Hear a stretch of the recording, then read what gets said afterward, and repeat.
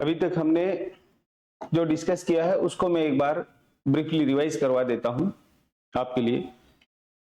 हमने भारतीय न्याय संहिता 2023 आपने जब पहले किया होगा तो आईपीसी के नाम से था, अब ये भारतीय न्याय संहिता के नाम से है। इसमें कुछ भी चेंज नहीं है, सिर्फ सेक्शन का ऑर्डर चेंज है। धाराएं इधर उधर की हैं, बाकी सेम डिट्टो है, वही सेक्शन, वही इलस्ट्रेशन, वही एक्सप्लेनेशन, सब चीजें वो की वो हैं। भारतीय न्याय संहिता 2023 एक्ट नंबर 45 ऑफ 2023 है। ये सारी चीजें एग्जाम में पूछी जाती है, कई बार एक्ट नंबर पूछ लेते हैं। इसकी ये 3 डेट याद रखनी है। तीनों डेट इन तीनों एक्ट की है, भारतीय न्याय संहिता, नागरिक सुरक्षा संहिता और साक्ष्य अधिनियम की। 25 दिसंबर 2023 डेट ऑफ एनेक्टमेंट है तीनों एक्ट की। 24 फरवरी 2024 डेट ऑफ गजट नोटिफिकेशन है तीनों ही एक्ट का। और 1 जुलाई 2024 ये डेट ऑफ एनफोर्समेंट है। भारतीय न्याय संहिता में चैप्टर 1 प्रीलिमिनरी या प्रारंभिक के नाम से है, जो सेक्शन 1 to 3 है। Section 1 short title commencement and application, इसके बारे में है। और सेकंड सेक्शन इसका डेफिनेशन या परिभाषा का है। इसका सेक्शन 2 सबसेक्शन 1 से लगा करके और ये 39 तक डेफिनेशन दी हुई है यहां तक।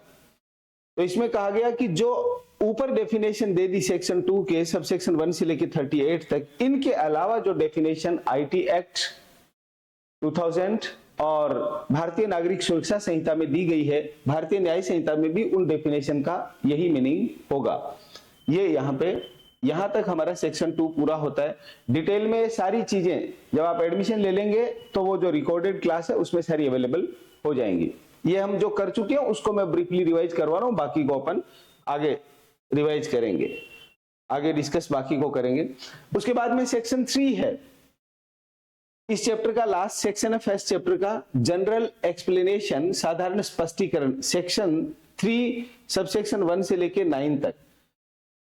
जैसे 2 प्रोविजन है ऐसे ध्यान रखना, एक है सेक्शन 3, एक है चैप्टर 3। सेक्शन 3 है जनरल एक्सप्लेनेशन, साधारण स्पष्टीकरण, यानी कुछ चीजें हैं जिनको यहां पे जैसे डेफिनेशन पोर्शन को एक्सप्लेन कर दिया, उसी प्रकार से कुछ चीजें हैं जिनको यहां जनरल एक्सप्लेनेशन में स्पष्ट कर दिया।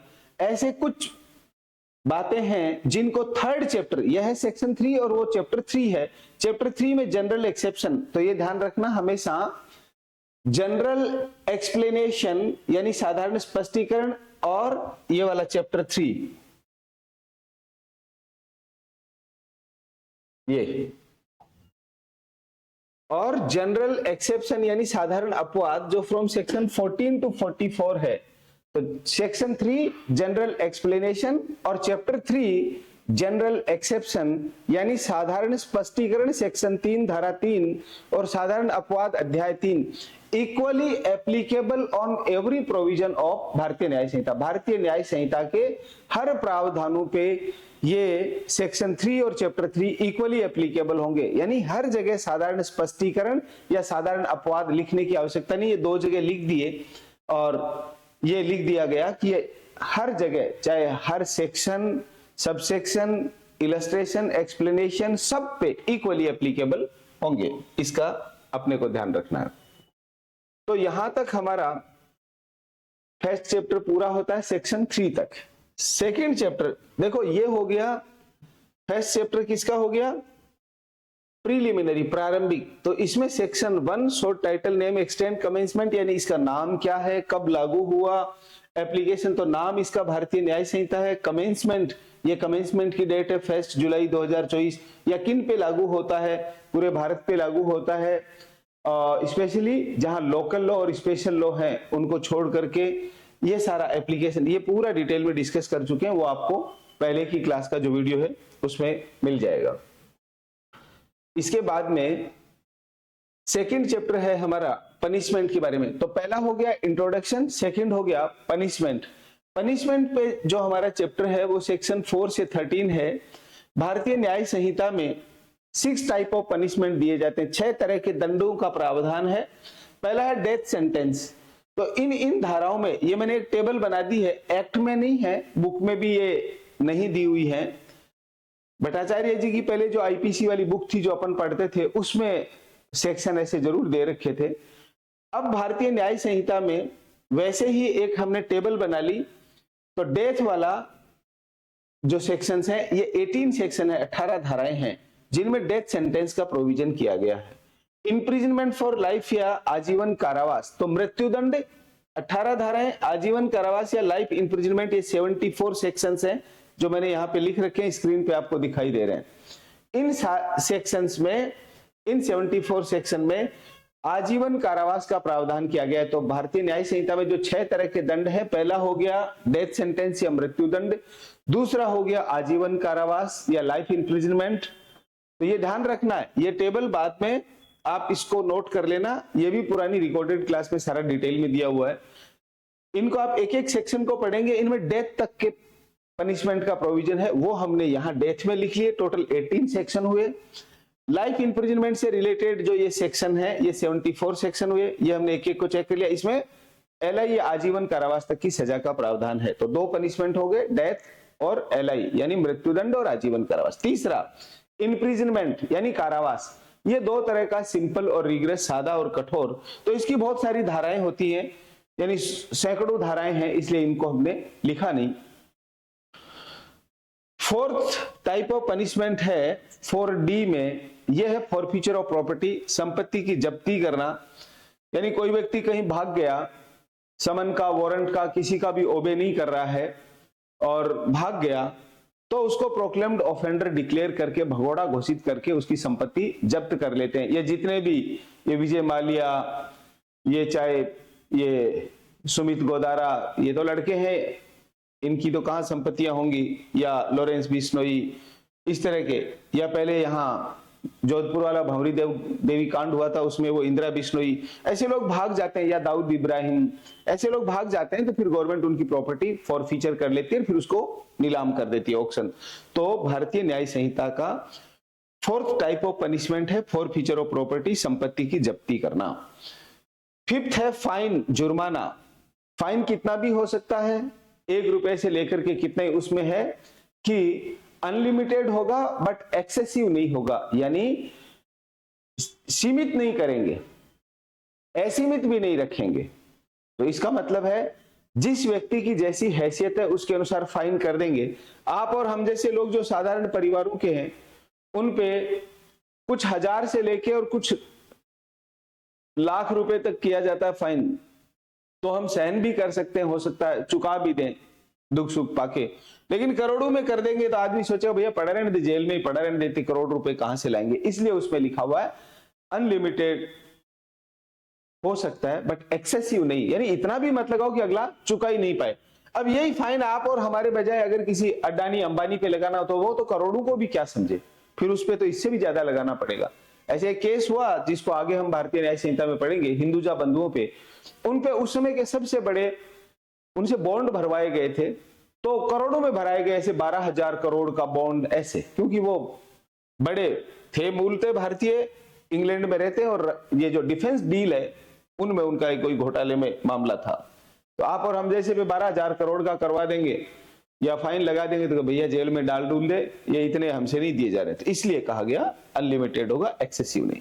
6th टाइप ऑफ पनिशमेंट है, वो है कम्युनिटी सर्विसेज। ये नया जोड़ा है अपने भारतीय न्याय संहिता में, पहले वाले उस एक्ट में, आईपीसी में नहीं था। तो कम्युनिटी सर्विस करवाना, ये जैसे एक शोले मूवी आई थी, उसमें उसको कहते हैं कि तू यहाँ इनके घर में रहेगा, सेवा करेगा। ये इन्होंने प्रावधान तो कर दिया, लेकिन करवाएंगे कैसे ये समझ में नहीं आ रही। ये एक प्रकार से वीआईपी ट्रीटमेंट होगा। जो ज्यादा पैसे वाले ये लोग होंगे वो अपना सेटलमेंट बैठा के कम्युनिटी सर्विस लिखा लेंगे, कम्युनिटी सर्विस के नाम पे इधर उधर घूमते फिरेंगे। कौन सा कम्युनिटी सर्विस का मतलब होता है, या तो झाड़ू लगाओ कॉलोनी में, या पौधों में पानी दे दो।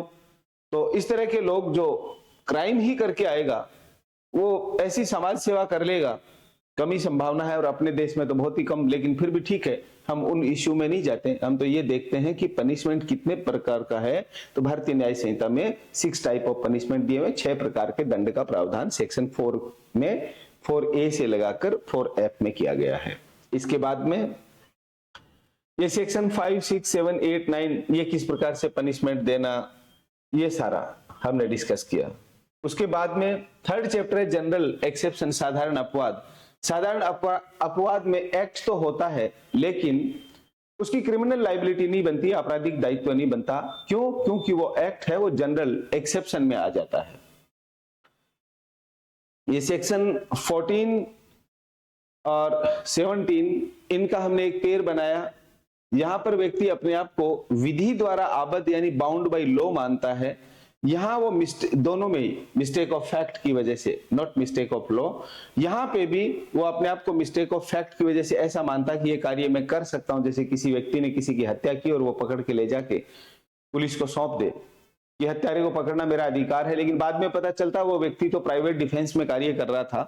तो ऐसे इन सब में सेक्शन 14, 15, 16, 17 इनमें डिस्कस करेंगे।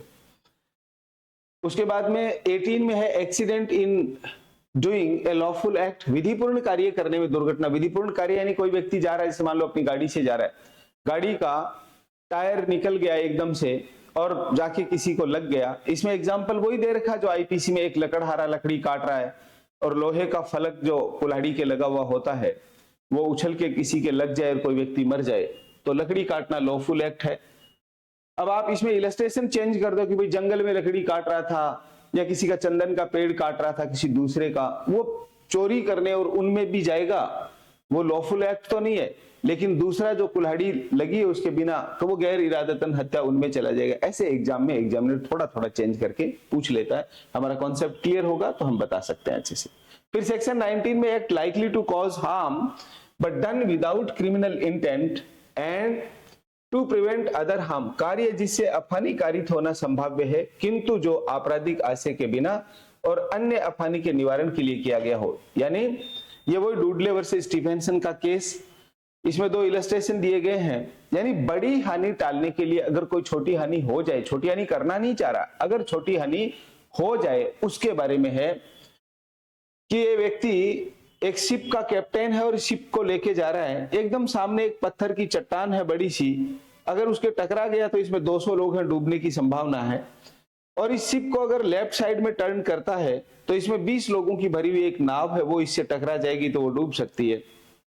राइट साइड में वो टर्न करता है तो 2 लोगों की एक शिप है, उसको बिना डुबोने का और बिना उसको टकराने के इंटेंशन के अगर वो राइट साइड में टर्न करता है और वो लोग इससे डूब जाते हैं तो यहाँ इसकी क्रिमिनल लाइबिलिटी नहीं बनेगी, ऐसा कहा गया। डुडले स्टीफेंसन में एक छोटे बच्चे को मार के खा गए थे समुद्र के, उनका शिप डूबने से वो एक लकड़ी के लट्ठे पे सवार हो गए थे तो उनकी क्रिमिनल लाइबिलिटी बनी। यानी अपनी जान बचाने के लिए किसी दूसरे की जान नहीं ली जा सकती, ये डुडले स्टीफेंसन में है।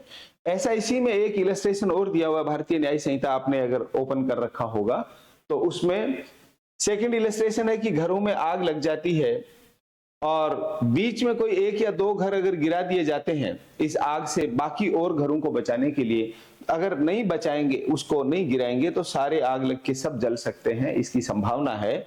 तो 1 या 2 घर बीच में गिरा देते हैं ताकि वो आग आगे ना फैले, तो यहाँ पे भी कोई क्रिमिनल लाइबिलिटी नहीं बनेगी।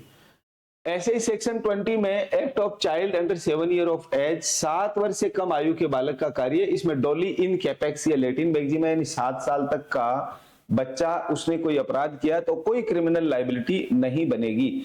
ऐसा 1860 की आईपीसी मानती थी और 2023 की भारतीय न्याय संहिता भी सेम वही चीज मान रही है। जबकि अब तो हम देखते हैं हमारे घर परिवारों में, समाज में, आसपास मोहल्ले बस्ती में 7 साल के बच्चे को ये सारी समझ होती है कि ये मेरे पास अगर रिवॉल्वर है, गोली चलाऊंगा सामने वाला मर सकता है, ये मेरे पास चाकू है, अगर इसको मैं किसी के पेट में मारूंगा तो अगला मर सकता है। क्यों? वो टीवी पे, सोशल मीडिया पे, मोबाइल पे इतनी सारी चीजें देख लेता है कि उसकी समझ बन गई। इसको एटलीस्ट घटा के अगर 5 साल करते तो थोड़ा ठीक रहता है, या 3 साल करते, लेकिन एटलीस्ट 5 तो करना ही चाहिए था। नहीं किया, वो जैसा था वैसा का वैसा कर दिया।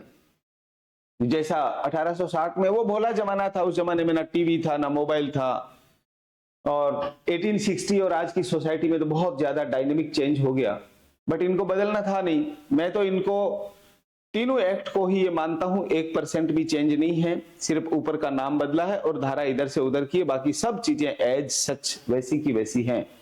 वही इलस्ट्रेशन है। 1860 में भी कोई आदमी घोड़े से गिर रहा था, आज भी घोड़े से गिर रहा। घोड़ा तो शादी वाले दिन ही नहीं मिलता, कहां से गिरेगा? मोटरसाइकिल से गिराते, तो हम समझते हैं हाँ भाई कम से कम घोड़े की जगह मोटरसाइकिल तो करी इन्होंने इलस्ट्रेशन में, लेकिन वो भी नहीं किया भाइयों ने। कोई नहीं, जैसा है वैसा है, अपने को जैसा दे रखा उसको वैसा अच्छे से समझ के पढ़ना। तो यहाँ 7 ईयर तक के बच्चे की कोई क्रिमिनल लाइबिलिटी नहीं है। 21 में 7 साल से लेके 12 साल तक का बच्चा है, उसने कोई अपराध किया, इमेच्योर अंडरस्टैंडिंग है, वो समझता नहीं है कि मैं जो कर रहा हूं उसका परिणाम क्या है, तो ऐसे को डोली कैपेक्स 7 से 12 साल तक उसको छूट मिलेगी, क्रिमिनल लाइबिलिटी नहीं बनेगी, ये इसमें कहा गया। सेक्शन 22 में है act of a person of unsound mind, ये पागल वाला है कि पागल आदमी ने, ये एक मैकनोटन्स रूल ये हमने इसमें लिखा, ये इंग्लिश केस है कि पागल ने कोई कार्य कर दिया तो क्या उसकी क्रिमिनल लाइबिलिटी बनेगी? क्या उसकी क्रिमिनल लाइबिलिटी नहीं बनेगी, क्योंकि वो पागल है, वो चीजें समझता ही नहीं है। पागल में कोई एज भी नहीं होती, जैसे यहाँ 7 साल 12 साल ऐसा लिखा हुआ है। पागल तो पागल है, कितना भी बड़ा हो छोटा हो उससे फर्क नहीं पड़ता। छोटे तो पागल होते नहीं है, बड़े होते हैं क्योंकि वो टेंशन ले लेते हैं, इसलिए टेंशन नहीं लेनी चाहिए लाइफ में। 23 और 24 ये दोनों इंटॉक्सिकेटेड पर्सन के हैं। ऐसा व्यक्ति जो नशे की हालत में है, इंटॉक्सिकेटेड पर्सन, उसने चाहे दारू पी हो या और कोई ड्रग्स लिया हो, कोई सा भी नशा किया हो, उसके कारण अब उसको होश नहीं है। गाना है ना हिंदी फिल्मों का, मैनू पी नहीं है मैनू पिला दी गई है, या ऐसा कोई नशा ले लिया अब उसको होश नहीं है। यहाँ उसकी इच्छा के विरुद्ध है और यहाँ बिल्कुल उसको विशिष्ट ज्ञान होना चाहिए, स्पेसिफिक नॉलेज होना चाहिए चॉइस में, वो नहीं है तो उसकी क्रिमिनल लाइबिलिटी से वो बच सकता, बट ये चीजें उसको प्रूव करनी पड़ेंगी। ये 24 तक। 25 से 30 तक कंसेंट का कॉन्सेप्ट है। कंसेंट हमारे इधर इसमें भारतीय संविदा विधि, इंडियन कॉन्ट्रैक्ट एक्ट 1872 उसमें भी है, उसमें कंसेंट है। यहाँ पर सेक्शन 13 में कंसेंट, 14 में फ्री कंसेंट ऐसा दिया हुआ है। तो कंसेंट यानी क्या? When 2 or more party agree on same thing on same sense, जहां 2 या 2 से अधिक पक्षकार किसी एक बात पर एक भाव से सहमत हों तो उसको सहमति कहते हैं। कंसेंट एसेंशियल एलिमेंट, ये जनरल एक्सेप्शन में भी है, और जो एक रेप का ऑफेंस अपन पढ़ते हैं उसमें तो 99% एलिमेंट जो काम करता है वो कंसेंट का है, और 1% वो विल है। 2 ही प्रमुख एलिमेंट होते हैं उसमें, विल और कंसेंट। यहां पर 25 से 30 में दे रखा कि कंसेंट कैसे ली गई। यहां डेथ और ग्रीवियस हर्ट कोज कर देंगे, किसी को डरा धमका के कोई कंसेंट ले ले तो वो कंसेंट नहीं मानी जाएगी। किसी के चाकू लगा दिया, रिवॉल्वर लगा दिया, चल इसकी तिजोरी तोड़, एटीएम उखाड़ दे, इसके जो पेच कसे हुए हैं उनको काट दे, ऐसा। लेकिन किसी की कनपट्टी पे रिवॉल्वर रख दिया कि तेरे गोली मार दूंगा, तू सामने वाले को गोली मार, ये पकड़ रिवॉल्वर, वो नहीं कर सकता, वो मैकनोटन्स रूल उधर चला जाएगा। तो यहां पर किसी को डेथ और ग्रीवियस हर्ट की धमकी के साथ में कोई कंसेंट दिया, आगे एक टेबल बना रखी, उससे भी और अच्छे से समझ में आ जाएगा। 26 में है किसी व्यक्ति के फायदे के लिए सम्मति से सद्भाव पूर्वक किया गया कार्य जिसे मृत्यु कारित करने का आशय नहीं है।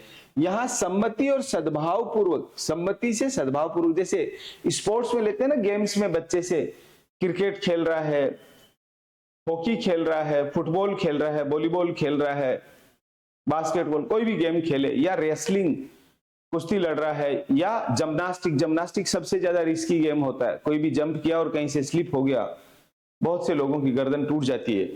तो ऐसा सहमति से, क्रिकेट में मारा शॉट और सीधा गेंद लग गई, ऐसे 2-3 इंटरनेशनल क्रिकेट में भी क्रिकेटर मारे गए हैं। एक बार एक इंडियन क्रिकेटर भी और एक ऑस्ट्रेलियन, ऐसे ड्यूरिंग मैच ही डेथ हो गई, क्योंकि सर में लगने के बाद बचने की संभावना नहीं होती है, ज्यादा तेज लग जाए।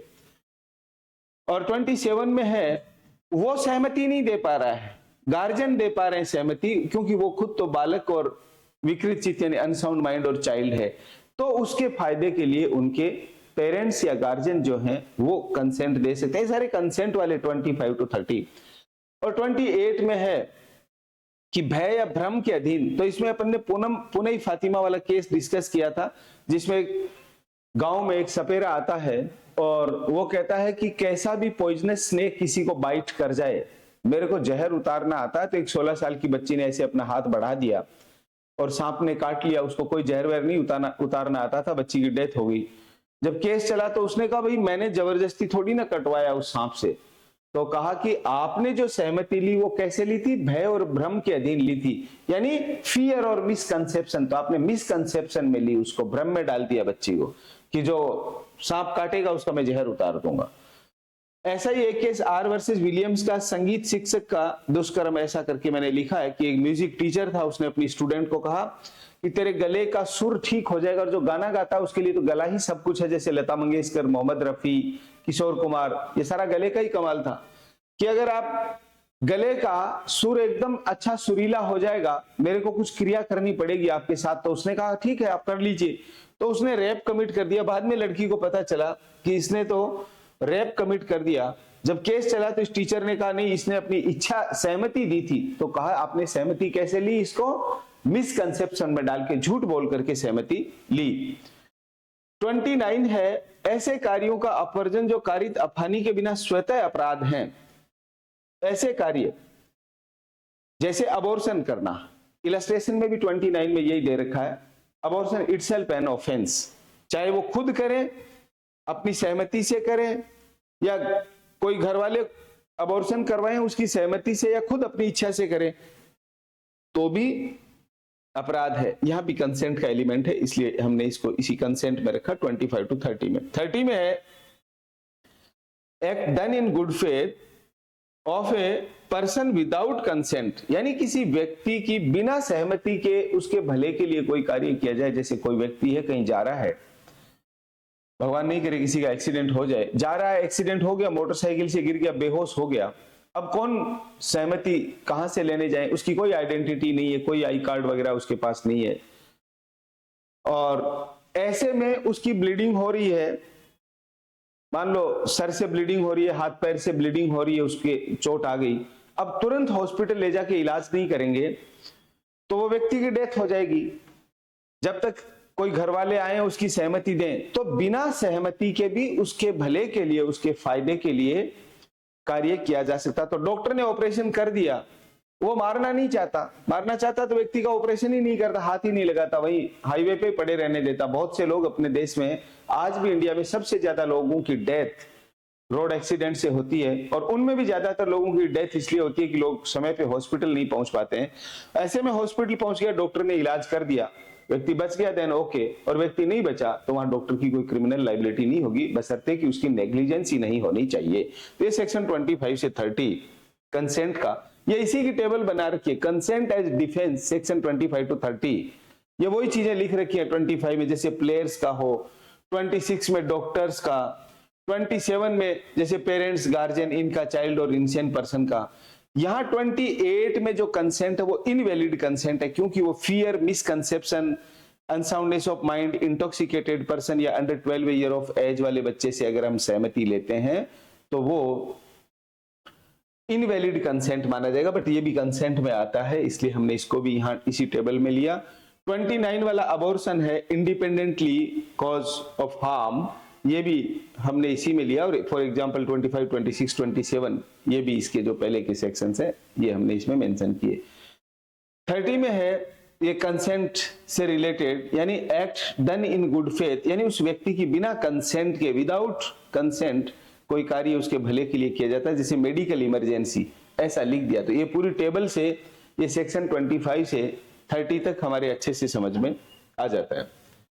इसके बाद में सेक्शन 31, सद्भाव पूर्वक दी गई संसूचना, यानी किसी व्यक्ति को गुड फेथ में कोई जानकारी दी कि भैया आपके ये बीमारी है, ऐसा किसी को बोल दिया और सुनते ही वो चलता बना, या ऐसा किसी को कह दिया कि आपके घर में ऐसी ऐसी कोई घटना, दुर्घटना होगी। गुड फेथ में कोई व्यक्ति कह रहा है, जानबूझ के नहीं कह रहा है, तो गुड फेथ में कोई चीज कही और उसको सदमा लग गया और उस सदमे से ही व्यक्ति चलता बना, तो ऐसे में जानकारी देने वाले का कोई क्रिमिनल लाइबिलिटी नहीं बनेगी। कि साहब आपने ऐसा कह दिया और व्यक्ति चला गया, उसने गुड फेथ में कहा, इसलिए उसकी कोई क्रिमिनल लाइबिलिटी नहीं बनेगी। 32 में वह कार्य जिसको करने के लिए कोई व्यक्ति धमकियों के द्वारा विवश किया जाता है, नहीं वो धमकी देता है। तो यहां पे एक लैटिन मैगजीम है, एक्टस मी इन्वेटो फैक्टस नॉन इस्ट ने मीयस एक्टस, यानी an act done by me against my will is not my act, यानी मेरी इच्छा के विरुद्ध कार्य किया गया, मेरी इच्छा के विरुद्ध किया गया कार्य मेरा कार्य नहीं है, ये इसका मतलब है। यानी किसी को धमकी देते हैं, जैसे मैंने आपको कहा कोई डाकुओं की टोली आई और एक लुहार को उठाया, उसको कहा तो एटीएम को कटर से काट, नहीं हम तेरे गोली मार देंगे, तो वो अगर उसको धमकी नहीं दी जाती तो वो एटीएम को नहीं काटता, तो ये उससे रिलेटेड है। 33 में है एक्ट कॉजिंग स्लाइट हार्म, ये छोटी मोटी कोई हानि हो जाए, किसी के कहीं कोई जा रहा है बस में, कोई थोड़ा टच हो गया, धक्का लग गया, कोहनी टच हो गई, जानबूझ के टच करेगा वो छेड़छाड़ में आ जाएगा, लेकिन ऐसे कोई टच हो गया तो इसमें है लैटिन मैक्सिम है डी मिनिमिस नॉन क्यूरेट लेक्स, यानी विधि तुच्छ बातों पे ध्यान नहीं देती। एक सब्जेक्ट अपनी चलता है जिसको अनावश्यक थोप रखा है हमारे भारतीय न्याय संहिता में, और पहले आईपीसी में क्लियर था कि विधि तुच्छ बातों की ओर ध्यान नहीं देती। आपको ध्यान हो तो आईपीसी का सेक्शन 95 में ये लिखा हुआ था, यहां पर दे दिया 33 में तुच्छ बातों पे ध्यान नहीं देती, और पूरा का पूरा टोर्ट्स का जो सब्जेक्ट है वो इन तुच्छ बातों पे ही होता है। कोई जा रहा है, किसी की गाड़ी से मिट्टी उछली, उस पर गिर गई, थोड़ा बहुत कीचड़ या पानी उछला, उस पर गिर गया, टोर्ट्स हो गया, तेज बोल गया, कोई डिस्टर्बेंस हो गया, टोर्ट्स हो गया। अपन इंडियन तो हाथों हाथ ही निपटा देते हैं, कोई हम पे कीचड़ मिट्टी या ऐसे डाल देता है तो उसका हाथों हाथ फैसला कर देते हैं, पुलिस तक जाए, कोर्ट में केस चले टोर्ट का। हम हमारे यहाँ पे ये कह रहा छोटी मोटी बातों पे कानून ध्यान नहीं देगा, वरना केस में इतने केसेस हो जाएंगे, कोर्ट में केसेस का अंबार लग जाएगा। तो ये 33 सेक्शन। इसके बाद में ये right of private defence, private प्रतिरक्षा के अधिकार के विषय में 34 से 44 में है। दो तरह का प्राइवेट डिफेंस है, प्राइवेट डिफेंस ऑफ प्रॉपर्टी और प्राइवेट डिफेंस ऑफ बॉडी, यानी व्यक्ति अपने शरीर की और अपने से हितबद्ध कोई व्यक्ति हो उसके शरीर की सुरक्षा कर सकता है प्राइवेट डिफेंस में, और संपत्ति की सुरक्षा कर सकता है। ये हमने यहां सेक्शन 34 से 44 में हमने डिस्कस करना है। तो यहां पर कोई प्राइवेट डिफेंस में कार्य कर रहा है तो उसकी कोई क्रिमिनल लाइबिलिटी नहीं बनेगी। और दो तरह का, ये तो 34 कहता है सेक्शन 34, और 35 कहता है कि दो तरह की प्राइवेट डिफेंस होती है, शरीर और संपत्ति की, ये मैंने आपको बताया। 36 के जैसा सेक्शन इसके साथ में 22 लिखा, याद रखने के लिए, जो 22 ऊपर था, right of private defence against act of person of unsound mind etcetera. 22 में तो जो पागल व्यक्ति जो कार्य कर रहा था उसकी क्रिमिनल लाइबिलिटी नहीं बन रही थी जनरल एक्सेप्शन में, ये भी चैप्टर जनरल एक्सेप्शन का ही है 44 तक, 14 to 44। यहां पागल अगर हम पे हमला करता है तो हमारी क्रिमिनल लाइबिलिटी नहीं बनेगी। अगर पागल ने हम पे हमला किया है उस समय उसके बारे में ये कहता है कि अगर पागल हम पे हमला करेगा तो हमारी क्या क्रिमिनल लाइबिलिटी, हमारे को क्या अधिकार है। एक पागल है, उसने मेरे पे हमला किया तो मुझे वही अधिकार है जो एक सामान्य स्वस्थ व्यक्ति मेरे पे हमला करता तो होता, तो मैं पागल के खिलाफ अपना बचाव कर सकता हूं, उसमें भले ही पागल की डेथ भी हो जाए तो हो जाए। यानी हमें पूरा पूरा राइट टू प्राइवेट डिफेंस है, इसलिए इस सेक्शन के साथ में 22 आप लिख लीजिए। ये डिटेल में पूरा डिस्कशन आपको रिकॉर्डेड क्लासेस में मिल जाएगा, एक बार मैं बहुत ब्रीफली आपको रिवाइज कर रहा हूं। 37 act against which there is no right of private defence, कार्य जिनके विरुद्ध प्राइवेट प्रतिरक्षा का कोई अधिकार नहीं है। ये पहले आईपीसी में 99 में हुआ करता था, अब 37 में ला दिया। चलो बार बार आईपीसी का नाम ही नहीं देते, नहीं तो लगेगा कि वो, क्योंकि अब आने वाले एग्जाम में आईपीसी नहीं पूछी जाएगी, अभी तक तो जिनमें पूछ ली उनमें पूछ ली, कोई बात नहीं, क्योंकि अब इसको लागू हुए भी 1 साल से ऊपर हो गया और अब नहीं पूछी जाएगी। तो ऐसे कार्य किन के विरुद्ध प्राइवेट प्रतिरक्षा हमको नहीं है, सरकारी कार्य या कोई लोक सेवक ऐसा कर रहा है, जैसे पुलिस वाले ने लाठी चार्ज कर दिया, हम लठ उठा के उसके मारने लग जाए, या कई बार आते हैं ना अवैध अतिक्रमण तोड़ने के लिए, तो उस उड़न दस्ते पे हम पत्थरबाजी करने लग जाएं, उनको पीटने लग जाएं, वो नहीं कर सकते। वहां हम ये नहीं कह सकते देखो हमने हमारी संपत्ति की प्राइवेट प्रतिरक्षा की, देखो हम पे लाठी चार्ज कर रहे थे, आंसू गैस के गोले छोड़ रहे थे, वाटर कैनन से ठंडा पानी डाल रहे थे, तो हमने भी इन पे बराबर का कर दिया। जैसे किसान आंदोलन में हुआ, किसानों ने खूब प्रतिरोध किया, लेकिन उन्होंने उन पे चला के सामने हमला नहीं किया। और करते तो फिर प्राइवेट डिफेंस में कोई लाभ नहीं मिलता, क्योंकि वो पब्लिक सर्वेंट है, उनको लॉ एंड ऑर्डर की सिचुएशन मेंटेन करने के लिए ऐसा करना पड़ता है। अगर उन पे हमला करने का अधिकार दे देंगे तो फिर तो कभी लॉ एंड ऑर्डर को कोई मेंटेन कर ही नहीं पाएगा। 38 का पेयर 41, 38 में है when right of private defence of body extends to cause death. शरीर की प्राइवेट प्रतिरक्षा के अधिकार का विस्तार मृत्यु कारित करने तक कब होगा?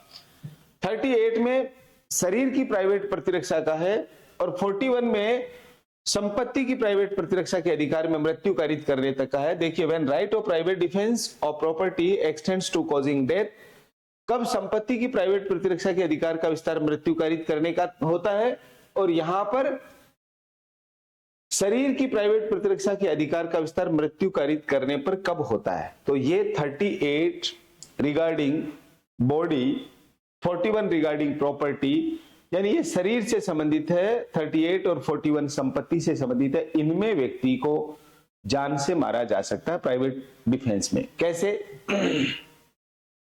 कुछ एग्जांपल में दे देता हूं। 38 में कोई व्यक्ति हम पे हमला कर रहा है और हमें लग रहा है, ऐसे यूं वहम नहीं होना चाहिए, संदेह नहीं होना चाहिए, स्पष्ट लग रहा है कि अगले के सामने रिवॉल्वर है, वो लेके आ रहे हैं, तलवार लेके आ रहा है, तो सीधा है कि मार सकता है, तो हम भी उसको मार सकते हैं। लगता है कि वो हमें ग्रीवियस हर्ट कर देगा, ऐसा कोई वेपन लेके आ रहा है जिससे हमें लगता है कि हमें गंभीर चोट पहुंचा देगा, तो हम भी अगले को ग्रीवियस उसमें डेथ तक कोज कर सकते हैं अगले की। लगता है कि अगला रेप कर देगा, मारे बिना नहीं बच सकते, तो उसको मारा जा सकता है। अननेचुरल लस्ट कर देगा तो उसको भी मारा जा सकता है। तो ये, या एसिड अटैक कर देगा, उसको भी मारा जा सकता है। लेकिन ऐसा युक्तियुक्त संभावना होनी चाहिए, ऐसे नहीं कि हमें यूं ही ऐसे डाउट हो गया कि ये ऐसे ऐसे कर सकता है, हम उसको मार देंगे ऐसे। तो ऐसे 7 ग्राउंड्स 38 में दिए। 4 ग्राउंड प्रॉपर्टी के रिगार्डिंग दिए कि लगता है अगले ने डकैती डाल दी, उसको मारा जा सकता है। अगला प्रॉपर्टी में आग लगा रहा है, उसको नष्ट कर रहा है, डिस्ट्रॉय कर रहा है, तो भी अगले को जान से मारा जा सकता है। और चोरी ऐसे हथियारों से लैस होकर कर रहा है, अगले को मार सकता है, तो ऐसे में उसको भी मारा जा सकता है। यहाँ पे 4 ग्राउंड है। उसके बाद में 39 में है कब ऐसे अधिकार का विस्तार मृत्यु से भिन्न कोई हानि कारित करने का। मृत्यु तो 38 में आ गया, 39 में इसका पेड़ हमने 42 बनाया है।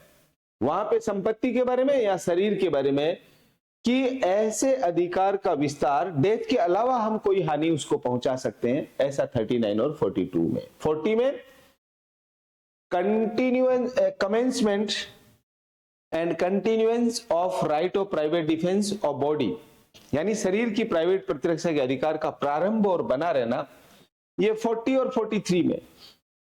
40 में संपत्ति की प्राइवेट 40 में शरीर की प्राइवेट प्रतिरक्षा और 43 में संपत्ति की। कब बना रहता है, कब प्रारंभ होता है? जैसे ही खतरा उत्पन्न हो गया, अधिकार भी उत्पन्न हो गया। When threat create right create, threat remove right remove. इसमें केस आता है, एक व्यक्ति ने एक व्यक्ति पे रिवॉल्वर तान दिया, उसने भी उस पे रिवॉल्वर तान दिया, पहले वाले ने नीचा कर दिया, दूसरे वाले ने गोली मार दी, तो यार राइट टू प्राइवेट डिफेंस नहीं मिलेगा, क्योंकि आपका खतरा ही हट गया, तो आपने गोली कैसे मार दी? ये इसका है, इसको लेकर के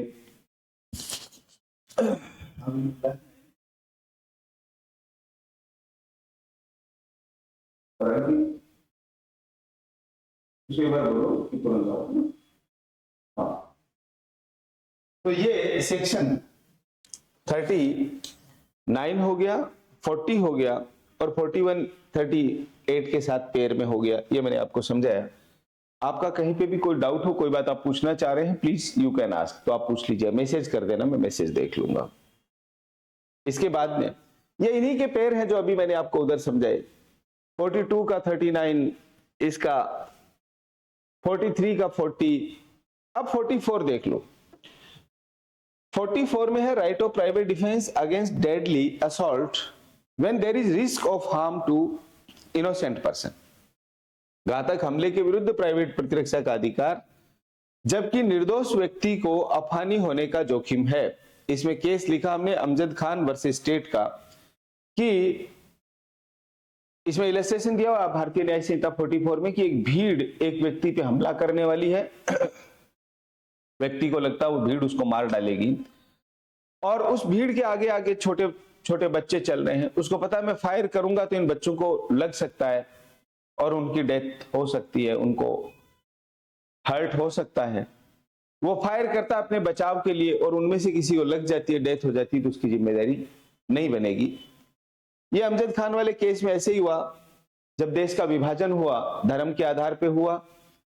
सिंध में रहने वाला सिंधी समुदाय, वहां से जो लोग विस्थापित होकर भारत आए रिफ्यूजी के रूप में, ऐसे कोई दुकान थी जिसका एक हिस्सा थोड़ा ऐसे गली पे होती है ना, इधर भी रास्ता जा रहा है और इधर भी रास्ता जा रहा है, दोनों तरफ रास्ते जा रहे हैं, ऐसे ये रोड है।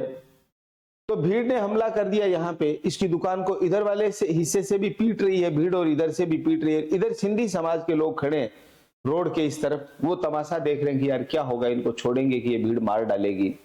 मुसलमानों ने हमला कर दिया इस पे। उसके पास में रिवॉल्वर वो बंदूक होती है, वो एक गोली चलाता है, तो वो गोली भीड़ को नहीं लग के ये सिंधी समाज के लोग जो इधर देख रहे थे कि क्या होगा, उनको लग जाती है और उनमें से व्यक्ति मारा जाता है। तो यहां कहा गया इसकी कोई क्रिमिनल लायबिलिटी नहीं है भाई, हड़बड़ाहट में गोली चली है तो वहां कोई निशाना थोड़ी साधेगा आदमी, हड़बड़ी में किधर भी चल जाती है। तो ऐसा इसमें क्रिमिनल लायबिलिटी से छूट दी गई। वो अपने आप का, अपनी संपत्ति का बचाव करने के लिए उसने ऐसा किया जिसमें इनोसेंट पर्सन को नुकसान होने का जोखिम था। यहां तक हमारा 3rd चैप्टर कंप्लीट होता है। 4th चैप्टर है अबेटमेंट, क्रिमिनल कॉन्स्पिरेसी और अटेम्प्ट ऑफ अबेटमेंट, दुष्प्रेरण, आपराधिक षड्यंत्र और प्रयास के विषय में। अबेटमेंट में 45 से लेके 60 तक की धाराएं हैं सिर्फ अबेटमेंट में, बाकी तो चैप्टर 62 तक है। उसमें एक में कॉन्स्पिरेसी और एक में अटेम्प्ट आ जाएगा। तो 45 से 60 में हम सिर्फ और सिर्फ अबेटमेंट को डिस्कस करेंगे। अपराध की 5 स्टेज होती है किसी भी ऑफेंस को करने की। पहला ऑफेंस करेगा तो सबसे पहले थॉट प्रोसेस में आएगा। नंबर 1 थॉट, विचार आएगा उसको। फिर उस विचार को कैसे करना उसके लिए वो तैयारी करेगा, प्रिपरेशन, या थॉट में इंटेंशन भी कह सकते हैं उसको, प्रिपरेशन। और तैयारी करने के बाद वो अटेम्प्ट करेगा, सक्सेसफुली हो गया तो ऑफेंस, और खुद नहीं करके दूसरे से कराएगा तो अबेटमेंट। अबेटमेंट के 3 एलिमेंट हैं, किसी को उकसाना यानी इंस्टिगेट करना, कॉन्स्पिरेसी षड्यंत्र, या इंटेंशनली एड साहस से सहायता करना। ये करके किसी ने कोई अपराध किया है तो वो व्यक्ति 46 में अबेटर कहलाएगा, ऐसा करने वाला। अपने गांव में बोलचाल में कहते हैं ना कि सांगड़ो सोमन की सिला न अलादे, यानी जो ऐसे गोचा करने वाले लोग होते हैं ना, इसकी चुगली करी, इसका चुगली चला, इधर उधर भाटा भिड़ाई करने वाले, दिन भर जो ऐसे नारदगिरी करते हैं, लोगों में आपस में झगड़ाते रहते हैं, उनको उसी में मजा आता है, वो सारे अबेटर में आएंगे। अबेटर में सिर्फ वो ही नहीं आते, अबेटर में वो भी आता है जो ऐसे उकसाहट के परिणाम स्वरूप कोई अपराध करा दे। जैसे मान एक केस हुआ आयशा का अहमदाबाद में। आयशा नाम की एक लड़की ने, मुस्लिम लड़के, लड़की भी मुस्लिम थी, लड़का भी मुस्लिम था। लड़का अपने राजस्थान में पाली का था, पाली जिले का रहने वाला, और उसने एक लड़की से शादी की अहमदाबाद में। उस लड़की ने कहा देख, उनका ऐसे पहले जान पहचान, थोड़ा सा प्यार और उसके बाद में विवाह होना, ये। तो उसने कहा कि दूसरी शादी नहीं करेगा, तो क्यों, मुस्लिम्स में 4 होती है ना, तो लड़कियां पहली शर्त यही रखती हैं कि भाई मेरे अलावा नहीं करे। कोई लड़की नहीं चाहती कि उससे जो शादी कर रहा हो किसी से बात भी करे, और मुस्लिम में 4 शादी कर ले। इसी जमाने में सहन कर लेता होगा, अब आज की लड़की तो सहन करती नहीं, इसलिए मुस्लिम समाज में सबसे ज्यादा डिवोर्स के केस आज चल रहे हैं। तो लड़के ने कहा ठीक है नहीं करूंगा। थोड़े दिन बाद फिर कोई दूसरी लड़की अच्छी लगी, उसने उससे शादी करने के लिए कहा, तो लड़की ने दुखी होगी, उसने कहा इससे अच्छा तो मर जाऊं तो अच्छा है। ऐसे आपस में भी घर में कोई बात होती है, किसी ने कह दिया मर जाऊं तो अच्छा, दुखी हो गया इससे। और अगर सामने वाले ने कह दिया जा मर जा, वो भी अबेटमेंट है। किसी को कहना ही नहीं, बोलचाल में भी थोड़ी सी बात में कहते हैं जा मर जा। कोई कहते मैं मर जाऊं तो चुप ही रह लो, कह दिया मर जा और उसने कहना मान लिया। तो आयशा ने उस दिन उस लड़के ने कहा जा तू मर जा, बना मेरे को वीडियो बना के भेज देना। वो साबरमती, ये सोशल मीडिया पे भी है, यूट्यूब पे भी ये वीडियो पड़ा है। वो साबरमती रिवर फ्रंट में जाती है और वहां पे ये सब बोलती है जो मैंने बताया, ये ऐसे मेरे को धोखा दिया, ये किया, अब मैं जा रही हूं, मर रही हूं, ऐसा करके वीडियो लेके जो बना रहे थे उसको सेंड करके और उसमें छलांग लगा गई, मर गई। तो उसका हस्बैंड अबेटर के रूप में गया। क्यों? अबेटमेंट ऑफ सुसाइड में चला गया। वो उसने सुसाइड के लिए अटेम्प्ट किया, अबेटमेंट किया उसका। या हस्बैंड वाइफ का झगड़ा हो गया, किसी का भी झगड़ा हो गया, ऑफिस में झगड़ा हो गया किसी का, सीनियर जूनियर का, ऐसी कोई बात कह दी या ऐसी कोई सिचुएशन बना दी जिससे अगला मरने को मजबूर हो जाए, या दहेज मृत्यु वाले मामले हो गए जिसमें अगली मरने को मजबूर हो जाए, तो वो सारे लोग अबेटर होंगे जो ऐसे मरने के लिए किसी को मजबूर करते हैं। तो तीनों एलिमेंट में से आ जाएंगे, या तो उकसा रहे हैं उसको, या कोई षड्यंत्र कर रहे हैं, या सहायता इंटेंशनली ऐड कर रहे हैं। ये सारा का सारा अबेटमेंट में जाएगा। 47 में abetment of offence outside India, Bharat से बाहर के अपराधों का भारत में दुष्प्रेरण करना। यानी यहां हम अबेटमेंट कर रहे हैं ताकि फॉरेन में कोई ऑफेंस कर सके। अपने देश में तो उल्टा होता है, ये 48 वाला होता है। Abetment outside India for offence in India, Bharat में अपराधों का भारत से बाहर दुष्प्रेरण करना। ये 48 वाले के कुछ एग्जांपल दे देता हूं मैं, भारतीय न्याय संहिता की 48 के। सिद्धू मूसेवाला हत्याकांड बाहर से ऑपरेटेड था, ये गोल्डी बराड़ और इन लोगों ने करवाया। अपने सीकर में हुआ जो राजू ठेठ हत्याकांड, वो भी बाहर से दुबई से ऑपरेटेड था। सुमित गोदारा और चीनू जो आनंद पाल सिंह की बेटी है, उन्होंने इन लड़कों को हायर करके यहाँ पे। उससे पहले जो सीकर में हुआ गोपाल जी फोगाट हत्याकांड, ये भी इन्हीं ऐसे गैंग वालों के ही हाथ थे। या जयपुर में हुआ सुखदेव सिंह गोगामेडी हत्याकांड, ये इन्हीं दिनों के, इन चीजों को हम जानते हैं, सुनते हैं, वो भी बाहर से किया गया। तो अपराध का षड्यंत्र कहां से कर रहा है? फॉरेन से कर रहा है। कोई कनाडा से कर रहा है, कोई इंग्लैंड से कर रहा है, कोई दुबई से कर रहा है। ऐसे अपराध कहां हो रहे हैं? भारत में। तो उनके लिए 48। 49 देखिए,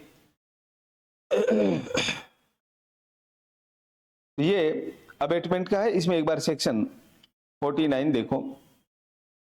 49 में है, अब आप दूसरी पीडीएफ खोल लो, मैं इनको समझा दूंगा अच्छे से। 49 में है punishment of abetment if act abetted is committed in consequences and where no express provision is made for its punishment. दुष्प्रेरण का दंड यदि दुष्प्रेरित कार्य उसके परिणाम स्वरूप किया जाए और जहां कि उसके दंड के लिए अभिव्यक्त उपबंध ना हो। यानी ऐसे दुष्प्रेरण का दंड जहां दुष्प्रेरित कार्य उस दुष्प्रेरण के परिणाम स्वरूप, यानी उस अबेटमेंट के परिणाम स्वरूप ऐसा कोई कार्य किया जाता है, तो वहां पर उसका स्पेसिफिक कोई पनिशमेंट नहीं है। जैसे अबेटमेंट ऑफ रेप का कोई पनिशमेंट नहीं है, अबेटमेंट ऑफ थेफ्ट का कोई अलग से धारा नहीं है, अबेटमेंट ऑफ सुसाइड की तो है। तो यहां पे फिर वही सेक्शन लगेगा और ऑब्लिक होके 45 लग जाएगा। जैसे रेप का है तो ये लग जाएगा, रेप की धारा भारतीय न्याय संहिता में 63 है और पनिशमेंट 64 है, तो ये लगेगा 64/45। ऐसे ये सेक्शन लग जाएगा। ये इसी बात को कह रहा है कि जिसका अलग से दंड का प्रावधान नहीं है और ऐसे अपराध का अबेटमेंट किया, वही अपराध उसने किया है और उस अपराध का दंड का प्रावधान नहीं है, तो फिर जो अपराध किया है उसका दंड मिलेगा, ऑब्लिक होके 45 लग जाएगा। 49 के बाद सेक्शन 50 देखिएगा। ये सारा डिटेल में हम ऑलरेडी डिस्कस यहां क्लास में कर चुके हैं। सेक्शन 50 में दिया हुआ है punishment of abetment if person abetted does act with different intention from that of abettor. दुष्प्रेरण का दंड यदि दुष्प्रेरित व्यक्ति दुष्प्रेरक के आशय से भिन्न आशय से कोई कार्य करता है। किसी व्यक्ति का अबेटमेंट किया और वो डिफरेंट इंटेंशन से कोई कार्य कर दिया, वो कार्य उस अबेटमेंट का संभावित परिणाम है, तो अबेटर लाइबल होगा। कैसे? जैसे किसी व्यक्ति को उकसाया कि इनके घर में आग लगा दो, वो आग लगा देता, आग से कुछ धन हानि जन हानि हो जाती है, उनकी संपत्ति नष्ट हो ही रही है, आग से तो नष्ट ही होनी है, संपत्ति नष्ट हो रही है, या हो सकता है कोई पशु भी जल जाए आग से, या कोई इंसान भी जल जाए, तो ऐसे धन हानि जन हानि जो भी होगी, तो आग के परिणाम स्वरूप वो तो हो सकती है, लेकिन आग के परिणाम स्वरूप चोरी नहीं हो सकती। वो आग लगाने गया, आग भी लगा दी और चोरी कर लाया, तो चोरी के लिए अबेटर लाइबल नहीं होगा। आग के लिए और आग के परिणाम स्वरूप जो जो नुकसान हुए उस सब के लिए ये अबेटर लाइबल होगा। ये एक ऐसा आदमी होता है जो अपराध नहीं करके खुद को अपराध में फंसाता है। अरे दूसरों को उकसा के अपराध करा रहा है, तो इसकी सारी क्रिमिनल लाइबिलिटी बन जाएगी, ये ध्यान में रहे। आगे 51 में है liability of abettor when one act abetted and different act done. दुष्प्रेरक का दायित्व है जब एक कार्य का दुष्प्रेरण किया जाए और उससे भिन्न कार्य किया जाए, यानी जब कोई एक कार्य का दुष्प्रेरण कर रहा है और कोई भिन्न कार्य किया जाता है, तब दुष्प्रेरक उस किए गए कार्य के लिए उसी प्रकार और उसी विस्तार तक जिम्मेदार होगा। 51 में इसमें इलस्ट्रेशन दे रखे हैं, जैसे एक बच्चे को जहर दिया कि तो इसके खाने में मिला दे, एक्स के खाने में मिला दे, वो एक्स के बजाय वाई के भोजन में जहर मिला देता, विष मिला देता है, तो यहां पर यह कह के नहीं बच सकता वो अबेटर कि साहब मैंने तो एक्स के खाने में भोजन में जहर मिलाने के लिए दिया था, इसलिए तो वाई के मिला दिया, मेरी जिम्मेदारी नहीं है, मैं कौन सा वाई के लिए मैंने बोला, वो नहीं चलेगा। आपने जहर लाके दिया, मिलाने के लिए बोला, और उसने गलती से उसका टिफिन वहीं रखा हुआ था, उसके बजाय उस वाले में रख दिया, या उसका खाना वहीं रखा हुआ था, उस वाले के बजाय उसके में मिला दिया, तो अबेटर की लायबिलिटी होगी। सेक्शन 51 इस बात को कहता है।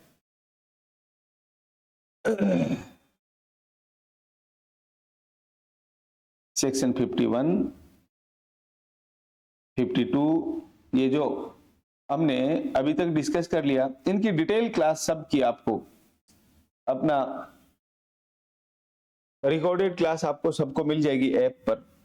यहां पे आपको एक ब्रीफली मैं रिवीजन इन सब का कर देता हूं। पहले की क्लास सारी ऐप पे अवेलेबल हो जाएंगी। ये 51 के बाद में देख, हाँ 51 में एक तो ये पॉइजन वाला है, एक जलते हुए घर वाला एग्जांपल मैंने आपको दे ही दिया कि भाई जल आग लगाने से ये नुकसान हो सकते हैं, लेकिन चोरी नहीं हो सकती। अबेटर चोरी के लिए लाइबल नहीं होगा, लेकिन आग से जो जो नुकसान हुआ उसके लिए तो अबेटर की लाइबिलिटी बनेगी। और ऐसे रात में कोई लूट करता है, गृह भेदन करता है, तो ऐसे मामले में हत्या तो हो सकती है, लेकिन मान लो कोई किसी घर में लूट करने के लिए किसी को उकसाया, भाई ये पैसे वाले सेठ जी हैं या पैसे वाला आदमी है, इनके यहां तुम लूट कर लो, वो लूट करने जाए, लूट में मारपीट हो सकती है, अगले जग गए तो ग्रीवियस हर्ट हो सकता है, डेथ तक हो सकती है, लेकिन रेप नहीं हो सकता। वो व्यक्ति अगर यहाँ रेप कर आया तो उसी की जिम्मेदारी बनेगी, उसके लिए अबेटर जिम्मेदार नहीं है। लेकिन लड़ाई झगड़ा मारपीट गंभीर चोट और मृत्यु तक, यानी हर्ट ग्रीवियस हर्ट और डेथ तक अबेटर जिम्मेदार होगा, क्योंकि वो उसके परिणाम स्वरूप हो सकती है। ये सेक्शन 51 के तीनों इलस्ट्रेशन जो मैंने आपको ब्रीफ किए। Section 52 abettor when liable of cumulative punishment for act abetted and for act done. दुष्प्रेरक कब दुष्प्रेरित कार्य के लिए और किए गए कार्य के लिए आकलित दंड से दंडनीय है। यानी कोई व्यक्ति किसी का अबेटमेंट किया 52 में, आपने अबेटमेंट किया कि ये जो पुलिस वाला ट्रैफिक को बार बार रोक रहा है तो इसकी बात ही मत मान, या इसका विरोध कर दे। अब विरोध करेगा तो बात थोड़ा झगड़े तक पहुंच सकती है, हाथापाई तक भी पहुंच सकती है, गाली गलौज और ये सब हो सकते हैं। तो अबेटर ये नहीं कहेगा भाई मैंने तो ये कहा, तो इसकी बात को मत मान, डिसओबे कर दे, इसके कार्य जो ये कह रहा माने मत, सुने मत। अरे ऐसे उकसाया तो बात तो आगे बढ़ेगी तो फिर अबेटर की जिम्मेदारी हो जाएगी, उसमें अबेटर कह के नहीं बच सकता। हाँ, उसको उकसाना ही नहीं चाहिए था, उकसा दिया तो उस उकसाहट के परिणाम स्वरूप जो बातें उसी के अनुसरण में हो रही है उसके लिए अबेटर 100% लाइबल हो जाएगा। 52 के बाद में section 53, liability of abettor for an effect caused by an abetted different from that intended by abettor. दुष्प्रेरित कार्य से कारित उस प्रभाव के लिए दुष्प्रेरक का दायित्व है जो दुष्प्रेरक द्वारा आशय से भिन्न हो। यानी कोई व्यक्ति किसी को घोर उपपत्ति के लिए उकसाता है और उसके परिणाम स्वरूप जो उसको ग्रीवियस हर्ट के लिए उकसा है, वो सिर्फ चाह रहा है कि इसका दांत तोड़ दे। अपने बोलचाल में कहते हैं फलाने आदमी का दांत तोड़ दे, तो दांत तोड़ दे या इसके एक लठ दे, इसका पैर तोड़ दे, और उस चोट के परिणाम स्वरूप आगे जाकर के उसकी डेथ हो जाती है, तो वहां अबेटर लाइबल होगा, क्योंकि वो उस चोट के परिणाम स्वरूप आगे जाके मर गया। उस चोट के परिणाम स्वरूप कई बार होता है ना, कोई अंदरूनी चोट लग गई या वही गंभीर होती गई और व्यक्ति की डेथ हो गई, तो यहां अबेटर लाइबल होगा। इस बात को ध्यान रखना है। 46 में वो कहकर के ये बच नहीं सकता क्यों भाई साहब, मैंने तो चोट मारने के लिए कहा था, ये मर कहां से गया, इसके लिए मेरी जिम्मेदारी नहीं, चोट तक जिम्मेदारी दे दो, ऐसा नहीं चलेगा। इसके बाद में 54 है, ये बड़ा सारे मोस्ट इंपोर्टेंट है, सारे इलस्ट्रेशन बहुत मोस्ट इंपोर्टेंट है, एग्जाम में पूछे जाते हैं। 54 ये वाला 54 में क्या है, अबेटर मौके पे प्रेजेंट है। मैं एक क्लास ले रहा था आरपीए में, राजस्थान पुलिस एकेडमी, तो एक डीवाईएसपी थी महिला, यंग लेडी थी, उसने पूछा कि क्या महिला रेप के लिए जिम्मेदार हो सकती है क्या। इनका इस रेप की डेफिनेशन में तो ना तो आईपीसी में हो रही, ना भारतीय न्याय संहिता में हो रही है। आईपीसी में 2023 के जो अमेंडमेंट हुए वो की वही सेम डेफिनेशन भारतीय न्याय संहिता में भी वही है। मैंने कहा वहां तो नहीं हो रही, लेकिन यहां हो रही है। उसमें यहां महिला को लायबल ठहरा सकते, मैं धारा लिख देता हूं कहां कैसे लायबल ठहरा सकते, ये देख लीजिए। रेप का पनिशमेंट है 64/54। यहां महिला 100% लायबल हो जाएगी। कैसे लायबल हो जाएगी, क्योंकि रेप की जो डेफिनेशन है उसमें लिखा हो ए मैन, और जबकि पूरी डेफिनेशन अपन पढ़ते हैं 63 में, तो उसमें लिखा हुआ है, 4 चीजें लिखी हुई हैं, पेनिट्रेट्स हिज पेनिस, तो वहां तो मैन होगा, समझ में आ गया। उसके बाद में इंसर्ट बॉडी का कोई भी पार्ट कराएगा, तो बॉडी का पार्ट तो कोई वुमेन भी वुमेन के ऐसा कर सकती है, तो वो भी रेप में जा सकती है। या अप्लाई हिज माउथ, तो माउथ तो वुमेन भी अप्लाई कर सकती है, वहां पे ऑर्गन्स दिए हुए, वेजाइना, ओनस, यूरेथ्रा, ऐसा।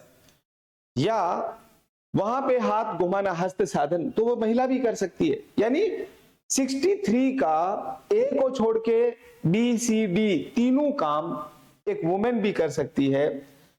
लेकिन अभी तक ऐसा कोई केस नहीं आया है, सुप्रीम कोर्ट का कोई डिसाइडेड केस नहीं आया, तब तक हम ये नहीं कह सकते कि महिला रेप के लिए जिम्मेदार होगी। और इस भारतीय न्याय संहिता में मैं सोच रहा था जेंडर न्यूट्रलाइज करेंगे, अगर महिला गलत है तो महिला को सजा दो, पुरुष गलत है तो पुरुष को दो, लेकिन नहीं किया। 60 और महिला अब कब जिम्मेदार होगी, वो मैंने उनको बताया कि ये जो भारतीय न्याय संहिता का सेक्शन 54 है, इसमें अबेटर कहीं पे भी मौके पे खड़ा है, जरूरी नहीं रेप का ही मामला हो, मान लो मौके पे खड़ा है कि मैं यहां खड़ा हूं, पीट इसको, मैं खड़ा हूं यहां पे, कर ले चोरी, मौके पे अबेटर खड़ा है और वो जिसको उकसा रहा है वो ऐसा अपराध कर रहा है, तो वो जो अपराध कर रहा है वो तो उस अपराध के लिए जिम्मेदार होगा ही होगा। अगर पागल नहीं है, बच्चा नहीं है 7 साल से कम का, या 7 से 12 का इमेच्योर अंडरस्टैंडिंग का, या इंटॉक्सिकेटेड पर्सन नहीं है, तो वो व्यक्ति 100% जिम्मेदार हो जाएगा, जो मौके पे ऑलरेडी खड़ा है और जिसने कहा तू चोरी कर ले, तू डकैती कर ले, तू रेप कर ले, मैं खड़ा हूं, मैं देख लूंगा, ऐसा उकसा करके किसी को कोई अपराध करेगा तो वो 100% जिम्मेदार होगा। ऐसे ही अगर कोई महिला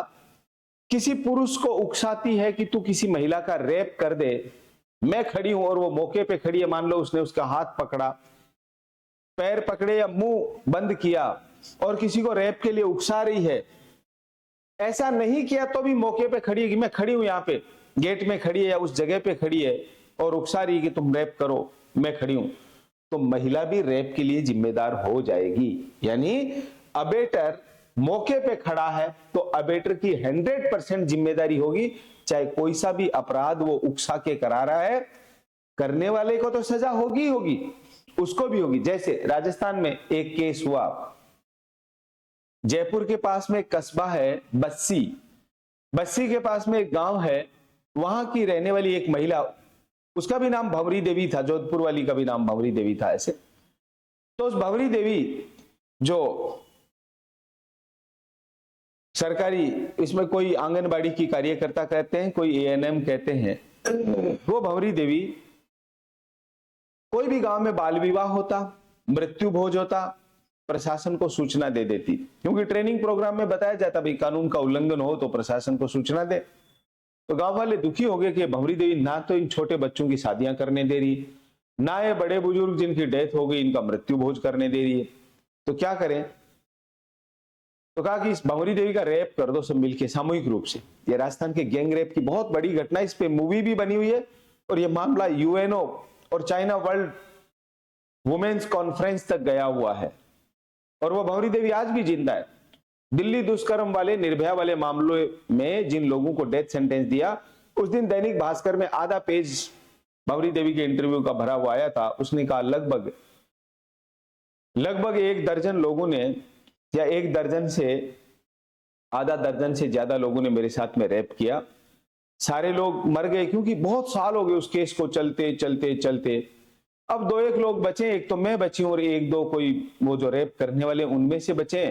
ये निर्णय नहीं आएगा 2-5 साल में, जीवन व्यक्ति का पूरा होना ही है, वो भी मर जाएंगे, हम भी मर जाएंगे, न्याय नहीं मिलेगा मुझे, ऐसा उसने कहा।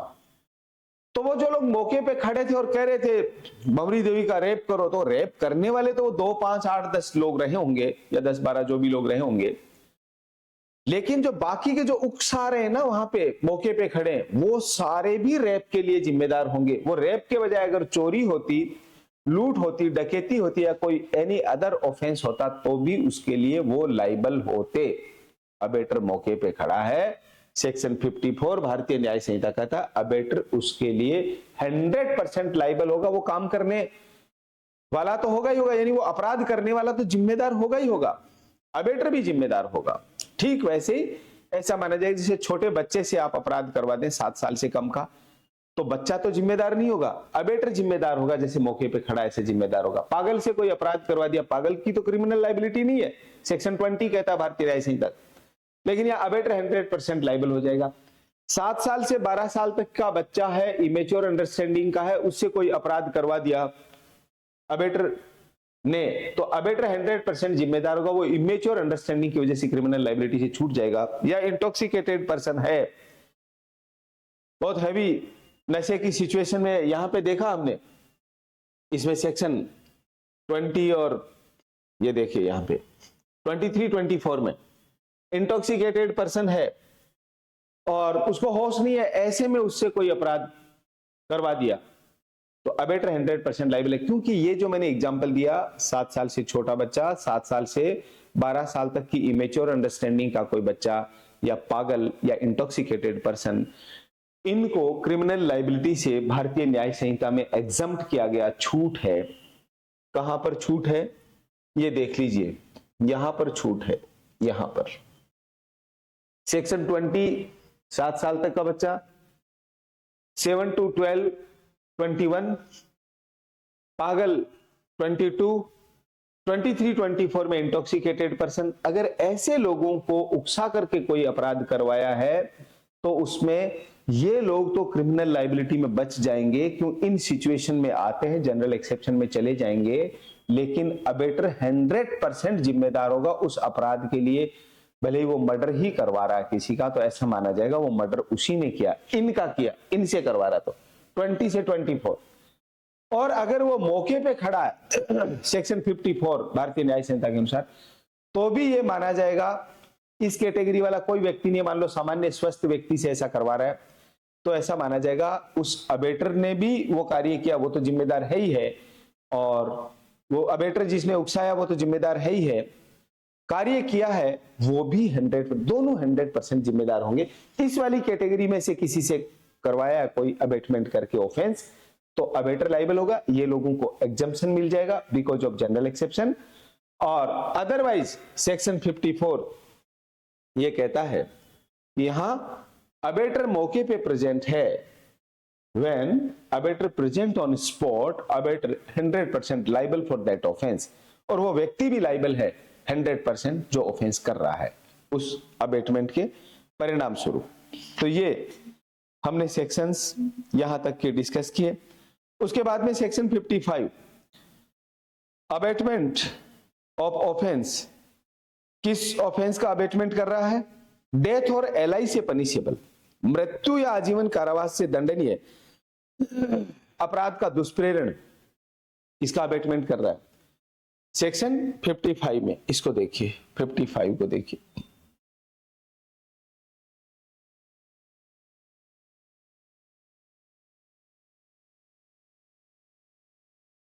फिफ्टी फाइव, 56, 57 देखते हैं, जितना इस समय में रिवाइज हो जाता है उतना कर लेते हैं, बाकी का बाद में करेंगे। तो 55 में है ऐसे ऑफेंसेस का, अब आप ध्यान दे लेना, जो टेबल मैंने सेक्शन 4 में बना करके आपको अभी बताई थी इसी वीडियो के डिस्कशन में स्टार्टिंग में, तो यहां पर सेक्शन 55 में abetment of offence punishable with death और इम्प्रिजनमेंट फॉर लाइफ, मृत्यु या आजीवन कारावास से दंडनीय अपराध का दुष्प्रेरण, इसमें कौन से ऑफेंसेस हैं, यानी अबेटर किन चीजों का अबेटमेंट कर रहा है? उन ऑफेंसेस का अबेटमेंट कर रहा है जो जिनमें डेथ हो सकती है या जिनमें एलआई से पनिशेबल ऑफेंस हो सकते हैं। तो वो कौन से होंगे? 55 भारतीय न्याय संहिता को ध्यान में रखिए, और ये जो टेबल हमने बनाई है इसको हमेशा ध्यान रखिए, always keep in mind this table, ये आपके लिए बहुत यूजफुल है। तो डेथ से रिलेटेड ये पनिशमेंट है 18 पनिशमेंट इन सेक्शंस में, एलआई से रिलेटेड ये 74 सेक्शंस हैं। इनमें से किसी का, दोनों में से ए और बी में जो डेथ और एलआई में बता रखे हैं, इन ऑफेंसेस का अबेटमेंट करता है तो उसकी जिम्मेदारी क्या होगी, ये सेक्शन 55 भारतीय न्याय संहिता में बताया गया। अगर यहां पे व्यक्ति उकसाता है और उकसाहट के परिणाम स्वरूप वो कोई कार्य नहीं करता है, तो यहां पर उसको 7 साल तक की सजा है सेक्शन 55 में। ये ध्यान रखना, मैं यहां लिख देता हूं क्योंकि ये बार बार आएगा, इसलिए मैं सेक्शन 55 यहीं लिख देता हूं, सेक्शन, उसके बाद 56, उसके बाद 57, उसके बाद 58। जितना अभी समय है उतना अभी डिस्कस करते हैं, बाकी का कल कर लेंगे, यानी नेक्स्ट क्लास में डिस्कस कर लेंगे। एक बार इनको देखते चलो। सेक्शन 55 इन दो की बात करता है, डेथ और एलआई से पनिशेबल किसी ऑफेंस का अबेटमेंट करेगा, और जिसका अबेटमेंट क्या, एक बात ध्यान रखना, जैसे अबॉर्शन इटसेल्फ एन ऑफेंस है, ऐसे abetment is also itself an offence.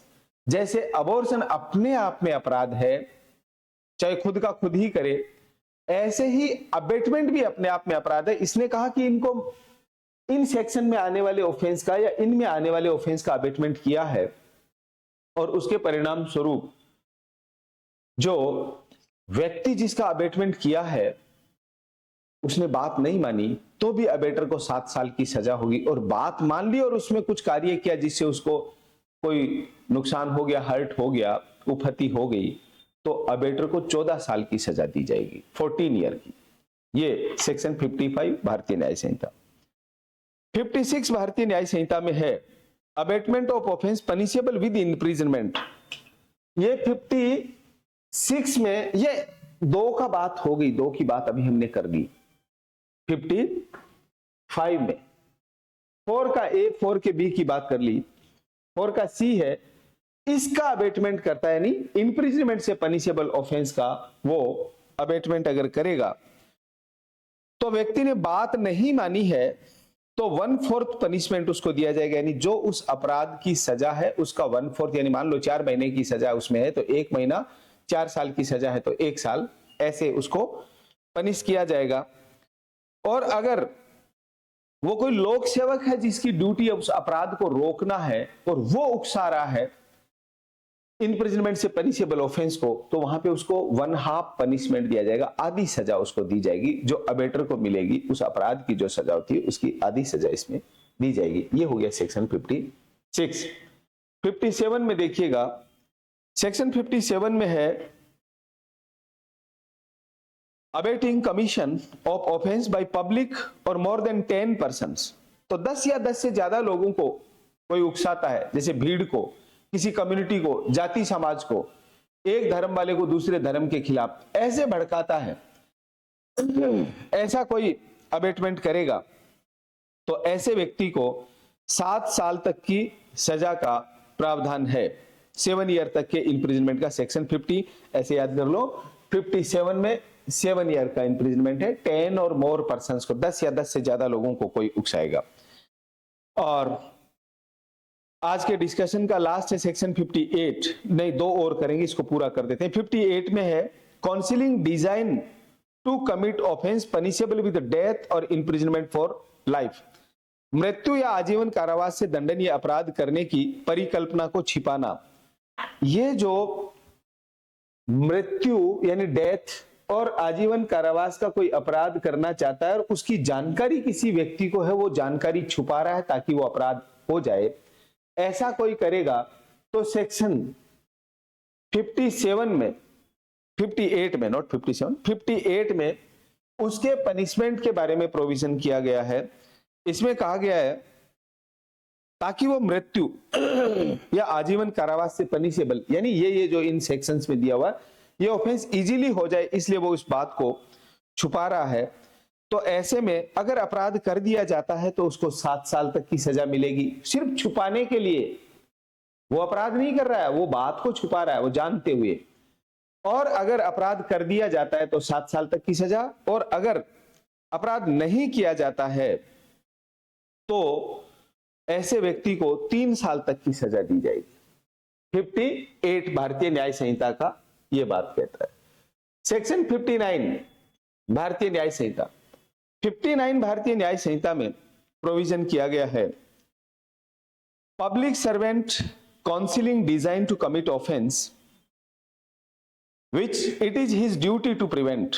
किसी ऐसे अपराध के किए जाने की परिकल्पना का लोक सेवक के द्वारा छिपाया जाना जिसका निवारण करना उसका कर्तव्य है, ऐसे पब्लिक सर्वेंट ने उस कार्य को, कौन सा अपराध, इनमें से कोई भी अपराध हो सकता है, वो पूरा उसका जानता है, लोक सेवक है, उसकी ड्यूटी है उस अपराध को रोकना। ड्यूटी किनकी है? पुलिस वालों की ड्यूटी अपराध रोकना, आप और हमारी तो नहीं है।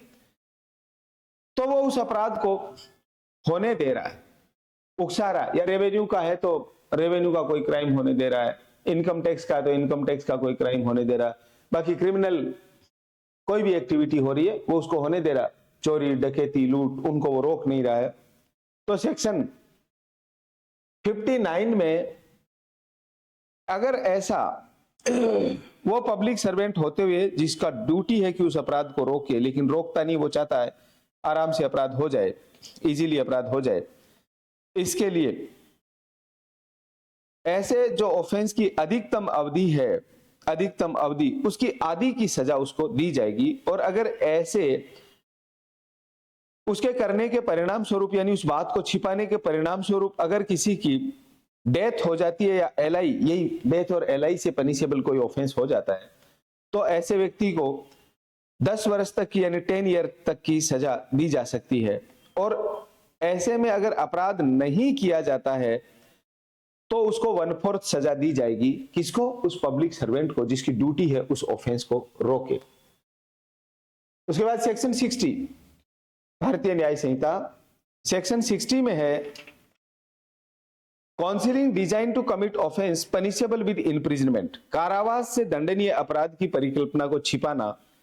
तो ऐसा कोई व्यक्ति ये इम्प्रिजनमेंट से पनिशेबल किसी ऑफेंस कोई होने वाला है और उसकी परिकल्पना को वो छिपा रहा है, तो ऐसे मामले में भी उसको पनिश किया जाएगा। यह तो डेथ और एलआई ये तो हम डिस्कस कर चुके, लेकिन कारावास से दंडनीय अपराध की परिकल्पना को छुपा रहा है ताकि वो अपराध इजीली हो जाए, तो ऐसे व्यक्ति के लिए पनिशमेंट का प्रोविजन है कि जो अपराध की अधिकतम अवधि का है, अगर अपराध नहीं किया जाता है तो उसको 1/4 सजा दी जाएगी।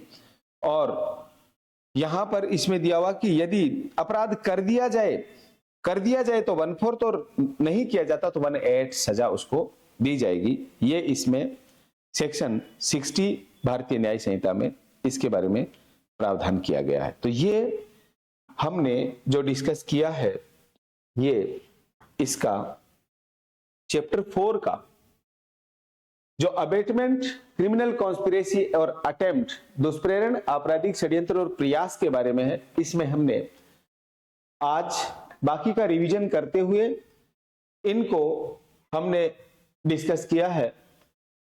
45 से 60 तक दुष्प्रेरण के बारे में, अबेटमेंट के बारे में है। इसमें आपका कोई भी डाउट हो, कोई बात आप पूछना चाह रहे हैं तो आप कमेंट करके पूछ सकते हैं। आपको ये वीडियो पसंद आए तो आप इसको लाइक करें, चैनल को सब्सक्राइब करें और इसको ज्यादा से ज्यादा शेयर करें। इससे पहले के वीडियो आपको डॉक्टर सुरेंद्र जाखड़ ऑफिशियल उस पेज पे अवेलेबल हो जाएंगे, इसलिए उन बातों को रिवाइज किया है, बाकी की चीजें आपको साथ के साथ समझा दी गई हैं। इसी तरह के और आप इंफॉर्मेटिव लॉ से रिलेटेड जो भी आप जानकारी चाहेंगे तो आप हमसे जुड़े रहिएगा। नमस्कार।